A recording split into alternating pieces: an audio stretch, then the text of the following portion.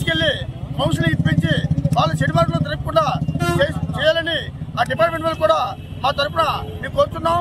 మాకు జనసేన పార్టీ నుంచి మా పవన్ కళ్యాణ్ గారు రాష్ట్ర మొత్తం కూడా మా జనసేన పార్టీ తరఫున నిరసన తెలియజేయమని మాకు ఆదేశాలు ఇవ్వడం జరిగింది.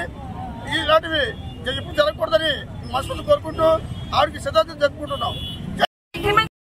మొత్తం బానిసయ్యి ఇలాంటి అభివృద్ధాలు చేస్తున్నారు కాబట్టి మన చట్టాన్ని చేతిలో తీసుకొని ఆ యొక్క ఎవరైతే చిడుచులు తిరుగుతున్నారో, ఎవరైతే వ్యసనాలు బానిస అవుతున్నారో, ఇలాంటి అగత్యాలు పాల్పడిన వాళ్ళందరూ కూడా గట్టిగా శిక్షించి వాళ్ళకి ఉరి తీసే వరకు విడిచిపెట్టకూడదని ప్రభుత్వానికి మనం వేడుకుంటున్నాం.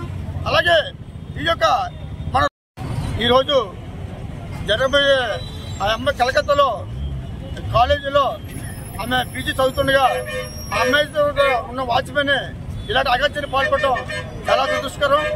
మన దేశంలో మహాత్మా గాంధీ గారు మన బ్రిటిష్ వాళ్ళ నుంచి మన స్వాతంత్రం తీసుకొచ్చింది.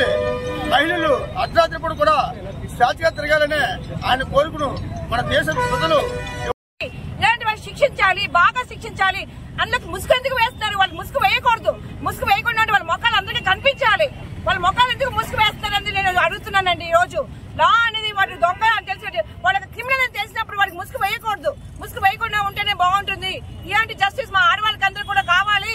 ఈ రోజు ఆ అమ్మాయికి ఇంత ఘోరంగా జరిగింది. ఇలాంటివి ఎన్నో అగత్యాలు జరుగుతున్నాయి దేశం మొత్తంలోని, ఈ ప్రపంచం మొత్తంలోని ఆడవాళ్ళు. నేను BJP vice president parliament Visakha parliament కి. ఈ రోజు ఇంత అగత్యాలు జరుగుతున్నాయి అంటే ఇంకా ఆడపిల్లలకి ఇంకా స్వేచ్ఛ లేనట్టే కదండి. ఇంకా పేరెంట్స్ కూడా భయపడతారు, పిల్లలు భయపడతారు. చదువు ఫర్దర్ గా స్టడీస్ ఇంకేమో ఫ్రీడమ్ అంటే ఎక్కడ ఉందండి? ఆడపిల్లలకి ఫ్రీడమ్ ఉందంటారు, చదువుకోవచ్చు, ఇంకా భవిష్యత్తు బాగుంటది, అన్నింటిలోనే ఆడవాళ్ళు ముందు ఉండాలంటారు, పర్సనేజ్ అంటారు అని అంటే అంతా ఎంకరేజ్ చేస్తారు. కానీ ఇలాంటి అగత్యాలు జరుగుతుంటే ఎలా ముందుకు ఎలా